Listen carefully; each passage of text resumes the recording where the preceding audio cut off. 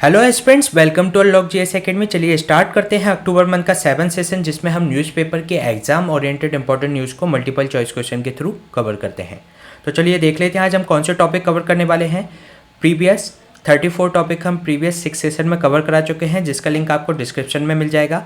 आज हम बात करेंगे ड्रग रेगुलेशन इन इंडिया के बारे में, देन जानेंगे मून लाइटिंग क्या है, ग्रेडेड रिस्पॉन्स एक्शन प्लान के बारे में चर्चा करेंगे, क्वालिटी काउंसिल ऑफ इंडिया के बारे में देखेंगे, ब्रिक वर्क्स रेटिंग्स क्या है उसके बारे में देखेंगे, एक map based question Sinai peninsula के बारे में चर्चा करेंगे। तो चलिए स्टार्ट करते हैं। First question drug regulation in India से संबंधित है, जिसके रिगार्डिंग आपको 3 स्टेटमेंट दिए गए हैं। फर्स्ट स्टेटमेंट में कहा गया है कि जो central drug standard control organisation है, जो कि directorate general of health service के अंतर्गत आती है, वह भारत की नेशनल रेगुलेटरी अथॉरिटी है। सेकेंड स्टेटमेंट में कहा गया है कि ये रेगुलेट करती है market authorisation of new drugs and जो क्लिनिकल ट्रायल्स स्टैंडर्ड्स को। थर्ड स्टेटमेंट में कहा गया है कि जो minister of health and family welfare होते हैं, वह central drug standard control organisation को हेड करते हैं। तो इसमें आपको करेक्ट स्टेटमेंट फाइंड आउट करना है। तो चलिए देख लेते हैं इसका आंसर। इसमें जो फर्स्ट स्टेटमेंट में बात की गई है कि जो central drug standard control organisation है, जो कि directorate general of health service यानी कि ministry of health and welfare के अंतर्गत आती है, वह एक national regulatory authority of India है। तो ये करेक्ट स्टेटमेंट है। सेकंड स्टेटमेंट में जो बात की गई है कि रेगुलेट करती है कि न्यू ड्रग्स का मार्केट ऑथराइजेशन को, साथ ही साथ क्लिनिकल ट्रायल्स स्टैंडर्ड्स को, तो ये करेक्ट है। लेकिन जो थर्ड स्टेटमेंट में जो बात की गई है कि जो minister of health and family welfare हैं, वो इसको हेड करते हैं, तो ये रॉन्ग स्टेटमेंट है, क्योंकि इसको जो हेड किया जाता है वह drug controller general of India के द्वारा किया जाता है, ना कि मिनिस्टर के द्वारा। तो इसका जो आंसर हो जाएगा वह हो जाएगा 1 और 2 ओनली। चलिए जान लेते हैं अभी इसके रिसेंट कॉन्टेक्स्ट के बारे में। वर्ल्ड हेल्थ ऑर्गेनाइजेशन ने एक 4 जो कफ सिरप थे उनके ऊपर एक अलर्ट जारी किया गया है, जो कि भारत की मैदान फार्मास्यूटिकल्स के द्वारा बनाई गई थी, और जो गाम्बिया में जो अभी किडनी इंजरीज़ के कारण जो डेथ हुई है उसको इससे लिंक किया जा रहा है। उस ग्लोबल जो हेल्थ बॉडी है WHO ने इसने कहा है कि इसके ऊपर फर्दर इन्वेस्टिगेशन कराई जाएगी विद द कंपनी, और जो कि रेगुलेटरी अथॉरिटी है इंडिया के अंतर्गत उसके साथ मिलकर। अगर हम ड्रग रेगुलेशन इन इंडिया की बात करें तो सेंट्रल ड्रग स्टैंडर्ड कंट्रोल जो ऑर्गेनाइजेशन है, जो कि ministry of health and family welfare के अंतर्गत आती है, वो प्रिस्क्राइब करती है standards for ensuring safety and efficacy and the quality of drug के लिए। ड्रग के साथ साथ कॉस्मेटिक्स और डायग्नोस्टिक जो डिवाइसेस होती हैं उनके लिए भी। इसके अलावा जो रेगुलेट करती है मार्केट ऑथराइजेशन, यदि किसी नई ड्रग आ रही है तो उसके मार्केट ऑथराइजेशन का काम करती है, साथ ही साथ उसके क्लिनिकल ट्रायल स्टैंडर्ड्स को भी ये रेगुलेट करती है। जो हम ड्रग इंपोर्ट करते हैं उसको सुपरवाइज करती है और अप्रूव करती है लाइसेंस टू मैन्युफैक्चरर्स को। इसके अलावा हम CDSCO की बात करें तो एक स्टेट रेगुलेटर है, जो कि जॉइंटली रिस्पॉन्सिबल होता है यदि कोई स्पेशलाइज्ड कैटेगरी की क्रिटिकल ड्रग है, जैसे कि ब्लड एंड ब्लड प्रोडक्ट्स या वैक्सीन है, तो ये स्टेट अथॉरिटी के साथ मिलकर ये लाइसेंस ग्रांट करने का काम करता है। जो drug controller general of India है वो इसको हेड करता है CDSCO को। साथ ही साथ इसका जो drug controller general of India है एक अपीलेट अथॉरिटी के रूप में भी काम करता है। यदि ड्रग से संबंधित या क्वालिटी ऑफ ड्रग से संबंधित किसी तरीके का अगर डिस्प्यूट होता है तो उसके लिए appellate authority drug controller general of India है। ये हमने बात की ड्रग रेगुलेशन इन इंडिया के बारे में। चलिए चलते हैं नेक्स्ट क्वेश्चन पे। नेक्स्ट क्वेश्चन ये स्टेटमेंट है मून लाइटिंग के बारे में। आपके सामने 2 स्टेटमेंट दिए गए हैं, जिसमें से आपको करेक्ट स्टेटमेंट फाइंड आउट करना है।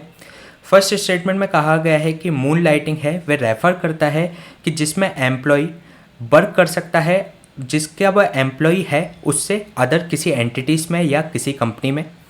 सेकंड स्टेटमेंट में कहा गया है कि जो मून लाइटिंग है ये डिफाइन किया गया है अंडर द कंपनीज एक्ट 2013 के अंतर्गत। तो इसमें आपको करेक्ट स्टेटमेंट फाइंड आउट करना है। तो चलिए देख लेते हैं इसका आंसर। इसमें जो फर्स्ट स्टेटमेंट में बात की गई है कि जो मून लाइटिंग है रेफर करती है जिसमें एम्प्लॉय जो होता है वह दूसरी कंपनी या दूसरी एंटिटी में भी वर्क कर सकता है जिसका वह एम्प्लॉय है। उसके अलावा ये इसलिए ये करेक्ट स्टेटमेंट है। सेकेंड स्टेटमेंट में जो बात कही गई है कि ये मून लाइटिंग है ये डिफाइन किया गया है कंपनीज एक्ट 2013 में, तो ऐसा नहीं है। इसको भारत के किसी भी कानून के तहत इसको डिफाइन नहीं किया गया है। ये इसमें जो भी डेफिनेशन है वह कोर्ट्स की इंटरप्रिटेशन के थ्रू आई है, ना कि किसी लॉ के थ्रू। तो इसका जो आंसर हो जाएगा वह A1 ओनली हो जाएगा। चलिए जान लेते हैं ये अभी चर्चा में क्यों रहा। अभी जो विप्रो कंपनी है उसने अपने 300 एम्प्लॉय को अब नौकरी से निकाल दिया, क्योंकि उसने पाया कि वह उस फर्म के साथ साथ स्विगी के साथ भी काम कर रहे हैं, जिसके कारण उसने मून लाइटिंग को अपोज करते हुए उनको 300 एम्प्लॉय को अपनी कंपनी से बाहर कर दिया। इसके अलावा जो मून लाइटिंग है जो रेफ़र करती है जिसमें एम्प्लॉइज़ है वह वर्क कर सकता है किसी अदर एंटिटीज़ में भी जिसका वह एम्प्लॉय है उसके अलावा। ये विप्रो कंपनी के द्वारा मून लाइटिंग को अपोज किया गया है 300 एम्प्लॉय को फायर करते हुए, जबकि दूसरी कंपनी जो स्विगी है उसके पास एक मून लाइटिंग पॉलिसी है जिसके अंतर्गत वह एम्प्लॉय को अदर किसी कंपनी में वर्क करने की परमिशन देती है विदाउट कॉम्प्रोमाइजिंग द कंपनी के इंटरेस्ट। अगर हम इसके लॉ की बात करें भारत में, तो जो फैक्ट्रीज एक्ट है 1948 वह रेस्ट्रिक्ट करता है double employment of the worker के लिए कि वह एक साथ 2 वर्क नहीं कर सकते। इसके अलावा लेकिन जो फैक्ट्रीज एक्ट 1948 है वह एक तरीके से केवल फैक्ट्रीज पे लगता है, ना कि कंपनीज पे। कंपनी जो रेगुलेट की जाती है वह कंपनीज एक्ट 2013 के अंतर्गत की जाती है और कंपनी एक्ट में इस तरीके की कोई डेफिनेशन नहीं दी गई। इसके अलावा ये सुप्रीम कोर्ट का एक केस हुआ था Glaxo laboratories limited versus labour court Meerut के द्वारा, जिसमें उन्होंने कहा था कि जो एम्प्लॉयर है वह एम्पावर नहीं है टू रेगुलेट द बिहेवियर। अगर वो आउटसाइड ड्यूटी आवर्स कोई काम करता है तो उसको एम्प्लॉयर के द्वारा किसी भी तरीके का रेगुलेशन नहीं किया जा सकता। जो मून लाइटिंग है वो किसी भी तरीके से किसी भी लॉ में डिफाइन नहीं है, बल्कि ये कोर्ट के इंटरप्रिटेशन के द्वारा भारत में डिफाइन की गई है। तो ये क्वेश्चन हमने डिस्कस किया मून लाइटिंग पे। चलिए चलते हैं नेक्स्ट क्वेश्चन पे। नेक्स्ट क्वेश्चन जो WHO एयर क्वालिटी गाइडलाइन से संबंधित है। ये क्वेश्चन अभी 2022 में UPSC में पूछा गया था, जिसके रिगार्डिंग आपको 4 स्टेटमेंट दिए गए हैं। इसमें से आपको करेक्ट स्टेटमेंट फाइंड आउट करना है। फर्स्ट स्टेटमेंट में कहा गया है कि जो PM 2.5 का जो मीन है 24 हावर में उसकी होनी चाहिए 15 माइक्रोग्राम पर मीटर क्यूब, और जो एनुअल मीन होना चाहिए PM 2.5 का वो होना चाहिए 5 माइक्रोग्राम पर मीटर क्यूब WHO की गाइडलाइन के अनुसार। सेकेंड स्टेटमेंट में कहा गया है कि अगर साल में अगर बात किया जाए तो हाईएस्ट लेवल ऑफ जो ओजोन पॉल्यूशन होता है वह इनक्लिमेट वेदर के दौरान होता है, यानी कि ख़राब मौसम के दौरान होता है। थर्ड स्टेटमेंट में कहा गया है कि जो PM10 है ये पेनिट्रेट कर सकता है लंग बैरियर के रूप में और एंटर कर सकता है ब्लड स्ट्रीम में। फोर्थ स्टेटमेंट में कहा गया है कि जो excessive ozone in the air है ये ट्रिगर करती है अस्थमा जैसी बीमारियों को। तो ये इसमें आपको करेक्ट स्टेटमेंट फाइंड आउट करना है। तो चलिए देख लेते हैं इसका आंसर। इसमें जो अभी WHO की एयर क्वालिटी गाइडलाइंस हैं तो उसमें जो फर्स्ट स्टेटमेंट है कि 24 हार मीन का जो PM 2.5 उसकी जो रेंज रखी उन्होंने 15 माइक्रोग्राम पर मीटर क्यूब रखी, जबकि एनुअल मीन PM 2.5 जो रखा उन्होंने 5 माइक्रोग्राम पर मीटर क्यूब रखा। तो इसलिए ये करेक्ट स्टेटमेंट है। सेकेंड स्टेटमेंट में जो बात की गई है कि जो हाईएस्ट जो लेवल है ओजोन पॉल्यूशन का वह इंक्लीमेंट वेदर यानी कि ख़राब मौसम के समय रहता है, तो ये रॉन्ग है, क्योंकि ये जो हाईएस्ट पॉल्यूशन रहता है वह सनी वेदर के रूप में के समय होता है, ना कि इंक्लीमेंट वेदर के समय। थर्ड में जो बात की गई है कि जो PM10 है वह पेनिट्रेट कर सकता है लंग बैरियर के रूप में जो कि ब्लड स्ट्रीम में रुक जाता है, तो ये भी स्टेटमेंट रॉन्ग है, क्योंकि PM10 है वह लंग्स में रह सकता है, जबकि जो PM 2.5 है वह एक लंग बैरियर के रूप में काम करता है। अब फोर्थ में अगर हम बात करें तो एक्सेसिव जो ओजोन है इन द एयर जो कि ट्रिगर करती है अस्थमा को, तो ये करेक्ट स्टेटमेंट है। तो इसलिए जो इसका आंसर हो जाएगा B1 and 4 ओनली। चलिए देख लेते हैं इसके बारे में। अभी जो न्यू गाइडलाइन WHO ने रिलीज़ की थी उसमें उन्होंने जो आफ्टर 16 ईयर उन्होंने बाद ये गाइडलाइन चेंज की हैं, जिसमें उसने 24 हावर का जो मीन है PM 2.5 का वो बताया है कि 15 माइक्रोग्राम पर मीटर क्यूब से ज़्यादा नहीं होना चाहिए, और जो एनुअल मीन है वह एक्सीड नहीं होना चाहिए 5 माइक्रोग्राम पर मीटर क्यूब से। इसके अलावा जो highest level of the ozone pollution होता है ये during the period of the Sunny वेदर्स में होता है, नॉट ड्यूरिंग द इंक्रीमेंट वेदर्स। और जो थर्ड स्टेटमेंट में जो बात की गई है कि PM 2.5 होती है वह एक तरीके से लंग बैरियर का काम करती है, जबकि PM10 होता है वह केवल आपके लंग्स में ही रह सकता है। जो एक्सेसिव ओजोन होती है एयर में वह ब्रीदिंग प्रॉब्लम क्रिएट करती है जो कि ट्रिगर करता है अस्थमा जैसी प्रॉब्लम्स को, जिसके कारण से लंग का फंक्शन कम हो जाता है और इस तरीके से लंग डिसीज व्यक्ति को हो जाती है। अगर हम रिसेंट कॉन्टेक्स्ट के बारे में बात करें तो commission of air quality management है, उसने रिसेंटली कहा है कि जो ग्रेडेड रिस्पांस एक्शन प्लान है वो इन्फोर्स कर दिया गया है दिल्ली एनसीआर में विद इमीडिएट इफेक्ट से, क्योंकि जो एयर क्वालिटी इंडेक्स है वह ज़्यादा बिगड़ता जा रहा है। अगर हम बात करें ग्रेडेड रिस्पांस एक्शन प्लान के बारे में तो ये एक एक्शन प्लान है जो कि इमरजेंसी मेजर्स है फॉर प्रिवेंट द जो फर्दर डिटोरिएशन होता है एयर क्वालिटी का उसको रोकने के लिए।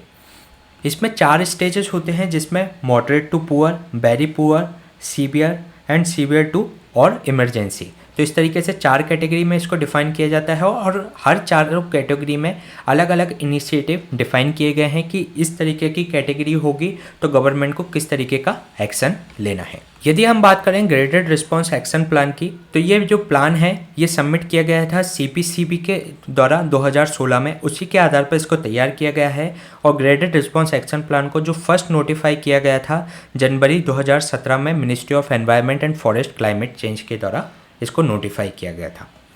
अगर हम commission of air quality management की अगर हम बात करें तो ये एक स्टैट्यूटरी बॉडी है जो कि इस्टेब्लिश की गई थी under the CAQM in NCR region and adjoining area act 2021 के अंतर्गत। इसके अलावा हम इसके जो कंपोजिशन की अगर बात करें तो ये कमीशन जो कि फुल टाइम चेयरपर्सन के द्वारा इसको हेड किया जाता है कि जो कि सेक्रेटरी लेवल का होता है और या तो वह चीफ सेक्रेटरी लेवल का होना चाहिए स्टेट गवर्नमेंट का। जो चेयरपर्सन है ये पोस्ट जो हेल्ड करता है वो 3 इयर्स या 70 इयर्स जो भी पहले हो वो उस समय तक का उसका टेन्योर होता है। इस जो बॉडी है इसके अंतर्गत मेंबर्स होते हैं सेवरल मिनिस्ट्रीज़ के और रिप्रेजेंटेटिव होते हैं स्टेक होल्डर्स स्टेट्स के। साथ ही साथ इसमें जो एक्सपर्ट्स हैं CPCB के, इंडियन स्पेस रिसर्च ऑर्गेनाइजेशन के, साथ ही साथ सिविल सोसाइटी के मेंबर भी इसमें शामिल होते हैं। अगर हम इसकी पावर की बात करें CAQM की तो इसको काफ़ी अधिक पावर दी गई है। यदि एयर पॉल्यूशन से, एयर क्वालिटी मैनेजमेंट से संबंधित कोई अगर मैटर होता है तो वो इसको सुपरसीड करता है CPCB के ऊपर। साथ ही साथ जो एडजॉइनिंग एरिया हैं हरियाणा, पंजाब, राजस्थान एंड उत्तर प्रदेश पे, साथ ही साथ उनको डायरेक्शन रिलीज़ करने की भी इसको पावर है। कमीशन ने ये कोऑर्डिनेट करता है जो कि स्टेट गवर्नमेंट के साथ फॉर कर्ब एयर पॉल्यूशन के लिए, साथ ही साथ एयर क्वालिटी जो पैरामीटर्स को इम्प्रूव करने के लिए। इसके अलावा ये रेस्ट्रिक्ट करता है सेटिंग अप इंडस्ट्री जहाँ पर कि वल्नरेबल एरियाज़ में जहाँ पर एयर क्वालिटी की स्थिति काफ़ी बदतर है वहाँ पर। इसके अलावा ये किसी भी तरीके का इंस्पेक्शन कर सकता है इंडस्ट्रियल यूनिट्स का, कभी भी कर सकता है और किसी भी इंडस्ट्रियल यूनिट्स का ये इंस्पेक्शन इसके द्वारा किया जा सकता है। साथ ही साथ अगर इसकी जो डायरेक्शंस ये देता है और उसको कॉन्ट्राविन किया जाता है, उसको नहीं माना जाता है, तो इसके पास ये पावर है कि उस पर फ़ाइन लगा सके। कितने का? 1 करोड़ तक का ये फ़ाइन लगा सकता है। साथ ही साथ जो सज़ा है इम्प्रिजनमेंट है वो 5 साल तक दी जा सकती है। अगर हम इससे रिलेटेड मैटर्स की बात करें तो इससे रिलेटेड अगर कोई मैटर होता है कमीशन से संबंधित तो उसको जो अथॉरिटी है सुनने की वो केवल नेशनल ग्रीन ट्राइब्यूनल के पास है, कोई अदर सिविल कोर्ट उस मैटर को नहीं सुन सकता। तो ये हमने बात की ग्रेडेड रिस्पांस एक्शन प्लान के बारे में। चलिए चलते हैं नेक्स्ट क्वेश्चन पे। Next question quality council of India से संबंधित है जिसके रिगार्डिंग आपको 3 स्टेटमेंट दिए गए हैं। फर्स्ट स्टेटमेंट में कहा गया है कि ये काउंसिल है जो कि सेटअप की गई थी 1997 में jointly by the government, ASSOCHAM and CII and the FICCI के द्वारा। सेकेंड स्टेटमेंट में कहा गया है कि जो क्वालिटी काउंसिल ऑफ इंडिया है प्रोवाइड कराती है financial assistance directly to the MSME को। थर्ड स्टेटमेंट में कहा गया है कि जो chairman of the quality council of India है अपॉइंट करता है प्राइम मिनिस्टर ऑफ इंडिया के द्वारा। तो इसमें आपको करेक्ट स्टेटमेंट फाइंड आउट करना है। तो चलिए देख लेते हैं इसका आंसर। इसमें जो फर्स्ट स्टेटमेंट में जो बात की गई है कि ये काउंसिल है सेटअप की गई थी 1997 में jointly by the government plus ASSOCHAM, confederation of the Indian industry CII and the FICCI के द्वारा। तो ये करेक्ट स्टेटमेंट है। इस साल इसको 25 साल हो गए हैं बने हुए, तो इसलिए ये अभी चर्चा में रही है। जो क्वालिटी काउंसिल ऑफ इंडिया है जो प्रोवाइड कराता है financial assistant directly to the MSME, तो ये रॉन्ग स्टेटमेंट है। क्वालिटी काउंसिल ऑफ इंडिया के द्वारा ये नहीं कराया जाता। अगर थर्ड की बात करें तो chairperson of the quality council of India है अपॉइंट करता है प्राइम मिनिस्टर ऑफ इंडिया, तो ये एक करेक्ट स्टेटमेंट है। इसलिए जो इसका आंसर हो जाएगा 1 and 3 ओनली, A। चलिए जान लेते हैं इसके बारे में। अभी जो काउंसिल है जो कि सेटअप की गई थी 1997 में by the jointly by the government and ASSOCHAM and the confederation of Indian industry CII and the FICCI के द्वारा। ये अभी इसकी जो जर्नी है क्वालिटी काउंसिल ऑफ इंडिया की, अभी इसको 25 साल हो गए हैं और इसने जो काम कर रहा है एक्सलेंस इन क्वालिटी पर, और इस तरीके के इस पर कैंपेन इसके द्वारा लॉन्च किया गया है गुणवत्ता से आत्मनिर्भरता की ओर, जो कि एक तरीके से इंडिया का क्वालिटी मूवमेंट है। इसके अलावा जो ऑब्जेक्टिव्स है क्वालिटी काउंसिल ऑफ इंडिया का, ये मॉनिटर करता है, साथ ही साथ एडमिनिस्टर करता है नेशनल क्वालिटी कैंपेन को, टू एजुकेट करता है बोथ को सप्लायर के साथ साथ ये कंज्यूमर्स को भी ये एजुकेट करने का काम करता है रिगार्डिंग टू द क्वालिटी, जो भी मॉडर्न कंसेप्ट हैं क्वालिटी के उससे संबंधित। इसके अलावा जो डेवलप करता है एप्रोप्रिएट कैपेसिटी इसके द्वारा at the level of the government institutions और किसी भी तरीके की enterprises for implementing and इंस्टीट्यूशनलाइजिंग continuous quality improvement के लिए। इसके द्वारा लगातार क्वालिटी इम्प्रूवमेंट का काम किया जाता है। इसके अलावा ये डेवलप करता है एंड इस्टेब्लिश करता है, इसने नेशनल एक्रेडिटेशन प्रोग्राम को लॉन्च किया है जिसके अकॉर्डिंग ये रेलिवेंट इंटरनेशनल स्टैंडर्ड्स डिफाइन करता है अकॉर्डिंग टू द इंस्टीट्यूशन। इसके अलावा जो इंस्टीट्यूशन के बीच पे क्वालिटी कॉम्पिटिटिवनेस को भी बढ़ाने की आप कोशिश करता है, स्पेशली जो स्मॉल इंडस्ट्रीज़ हैं उनमें MSMEs हैं उसके अंतर्गत, कि वह क्वालिटी मैनेजमेंट स्टैंडर्ड्स और क्वालिटी टूल्स को अपनाएं। लेकिन ये इसमें एक इम्पॉर्टेंट बात है कि क्वालिटी काउंसिल ऑफ इंडिया किसी भी तरीके का कोई फाइनेंशियल असिस्टेंस प्रोवाइड नहीं कराती डायरेक्ट टू MSMEs को।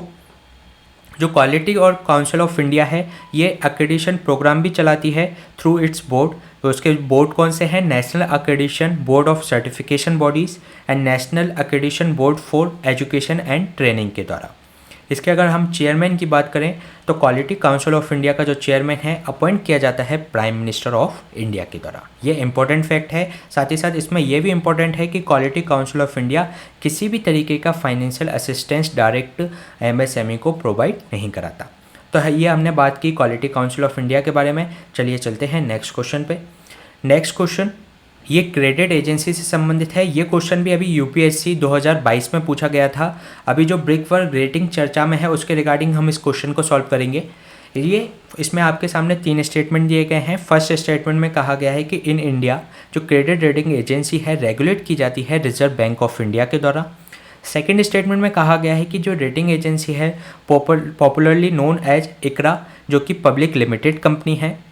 थर्ड स्टेटमेंट में जो बात की गई है कि जो ब्रिकवर्क रेटिंग है एक इंडिया क्रेडिट रेटिंग एजेंसी है। तो इसमें आपको करेक्ट स्टेटमेंट फाइंड आउट करना है। तो चलिए देख लेते हैं इसको सॉल्व करने की टेक्निक, जिसमें फर्स्ट स्टेटमेंट में जो बात की गई है कि जो क्रेडिट रेटिंग एजेंसी है रेगुलेट की जाती है RBI। तो लेकिन ये एक जनरल सा फैक्ट है कि भारत में जो क्रेडिट रेटिंग एजेंसी और जो नॉर्मली सबको पता होता है कि जो क्रेडिट रेटिंग एजेंसी है वह रेगुलेट की जाती है किसके द्वारा? सेबी के द्वारा, ना कि RBI के द्वारा। यदि हम इसमें से A को अगर डिलीट कर देते हैं तो ये वाला ऑप्शन गया, C गया एंड D भी गया। तो इसका जो आंसर हो जाएगा B 2 and 3 ओनली। इसके अलावा इसमें अगर हम सेकंड स्टेटमेंट की बात करें तो जो रेटिंग एजेंसी है ICRA जो कि एक पब्लिक लिमिटेड कंपनी के रूप में है, तो ये करेक्ट स्टेटमेंट है। और जो ब्रिकवर्क रेटिंग है जिसके सेबी के द्वारा अभी शट डाउन कर दिया गया है, तो ब्रिकवर्क रेटिंग है वह एक इंडियन क्रेडिट एजेंसी है, तो ये भी इसका करेक्ट है। तो इसलिए इसका जो आंसर हो जाएगा वह 2 and 3 ओनली। चलिए देख लेते हैं इसके बारे में। जो क्रेडिट रेटिंग एजेंसी है ये एक असेंशियल पार्ट है फोर्स फाइनेंशियल मार्केट के लिए। ये रेगुलेट किया जाता है सेबी के द्वारा, नॉट बाय द RBI। और इसकी जो पावर है ड्राइव होती है from the security and exchange board of India. Credit rating agency regulation act है 1999 का, उसके अंतर्गत। और अगर हम ICRA की बात करें तो ICRA लिमिटेड ये सेटअप हुई थी 1991 में by the leading financial investment institution के रूप में, जो कि जो जितने भी फाइनेंशियल इंस्टीट्यूशन होते हैं उसकी क्रेडिट रेटिंग का काम करती है। इस ICRA जो है ये एक पब्लिक लिमिटेड कंपनी के रूप में है और इसके जो शेयर हैं लिस्टेड हैं Bombay stock exchange and national stock exchange के अंतर्गत। अगर हम ब्रिकवर्क रेटिंग की अगर बात करें तो ये सेबी में रजिस्टर्ड है, इंडियन क्रेडिट रेटिंग एजेंसी है। और इसके अलावा ये एक्रेडिट है बाय द RBI फॉर किसकी रेटिंग करने के लिए? कि बैंक लोन्स और जो कि कॉमर्शियल पेपर्स हैं, फिक्स्ड डिपॉजिट्स हैं, सिक्योरिटाइज पेपर हैं या सिक्योरिटी रिसीप्ट्स हैं, उनकी रेटिंग करने के लिए इसको एक्रेडिट किया गया है आरबीआई के द्वारा। अभी रिसेंट कॉन्टेक्स्ट में अभी जो ब्रिकवर्क रेटिंग है उसको शट डाउन करने का सेबी के द्वारा ऑर्डर दिया गया है। ये सेबी की रजिस्टर्ड है इंडियन क्रेडिट एजेंसी के रूप में थी, जो ऑफर करती थी rating services for bank loans and जो एनसीडी है एंड द कॉमर्शियल पेपर हैं, फिक्स्ड डिपॉजिट्स हैं, सिक्योरिटाइज्ड पेपर हैं या सिक्योरिटी डिपॉजिट्स हैं। जो क्रेडिट रेटिंग एजेंसी हैं रेगुलेट की जाती है, ये हम देख चुके हैं कि 1999 का एक्ट है उसके द्वारा इसको रेगुलेट किया जाता है। और जो इंडियन क्रेडिट जो रेटिंग इंडस्ट्री है, अगर उनका हम नाम याद करने की कोशिश करें तो क्रिसिल, इक्रा, फिटेक, केयर, ओनिक्रा एंड स्मेरा, इस तरीके की ये क्रेडिट एजेंसी इंडिया की क्रेडिट एजेंसी हैं जिनको सेबी के द्वारा रेगुलेट किया जाता है, ना कि आरबीआई के द्वारा। तो ये चीज़ आपको ध्यान रखना है। इसके अलावा हम सेकंड क्वेश्चन देख लेते हैं, जिसमें एक मैप बेस्ड क्वेश्चन है जिसमें सिनाई पेनिनसुला की बात की गई है, जिसके रिगार्डिंग आपको 2 स्टेटमेंट दिए गए हैं। फर्स्ट स्टेटमेंट में कहा गया है कि जो सिनाई पेनिनसुला है लोकेटेड है Asian part of the Egypt में, between the Mediterranean sea north पे और red sea in the south पे। सेकेंड स्टेटमेंट में कहा गया है कि ये शेयर करता है मैरीटाइम और territorial boundary with Israel, Jordan and Gaza strip के साथ। तो इसमें आपको एक करेक्ट स्टेटमेंट फाइंड आउट करना है। तो चलिए देख लेते हैं इसका आंसर। इसका जो आंसर है सी, बोथ 1 और 2। इसमें जो फर्स्ट स्टेटमेंट है कि Sinai peninsula Asian part of Egypt में स्थित है, जो कि ऊपर इसके मेडिटेरियन सी है नॉर्थ में और साउथ में इसके रेड सी है, तो ये करेक्ट है। सेकंड स्टेटमेंट में जो बात की गई है कि इसके जो टेरिटोरियल बाउंड्री है वह शेयर करता है इजराइल से, जॉर्डन से एंड गाजा स्ट्रिप से, तो ये भी करेक्ट स्टेटमेंट है। तो चलिए देख लेते हैं इसके मैप के बारे में। इसमें इसका जो मैप है उसमें ये सिनाई पेनिनसुला के रूप में है, जिसके अगर हम वेस्ट में देखें तो गल्फ ऑफ सुएज है, जबकि इसके ईस्ट में देखें तो गल्फ ऑफ अकाबा है। इसके अलावा ये बाउंड्री शेयर करता है इजराइल, और ऊपर जो गाजा स्ट्रिप से भी ये बाउंड्री शेयर करता है, और जॉर्डन और सऊदी अरब से। और इसके अगर हम नॉर्थ की बात करें तो इसके नॉर्थ पर मेडिटेरियन सी है, और साउथ में बात करें तो इसके साउथ पर रेड सी है। इसके अलावा हम पीछे अपने पिछले कुछ सेशन में मेडिटेरियन सी और रेड सी के बारे में डिटेल से डिस्कस कर चुके हैं। यदि आप वो देखना चाहते हैं तो लिंक आपको डिस्क्रिप्शन में मिल जाएगी। ये था क्वेश्चन हमारा मैप बेस्ड, जिसमें आज हमने सिनाई पेनिनसुला के बारे में बात करी। इसी तरीके के सेशन हम आपके बीच में लाते रहेंगे। Please stay tuned and subscribe the unlock G S academy. Thank you.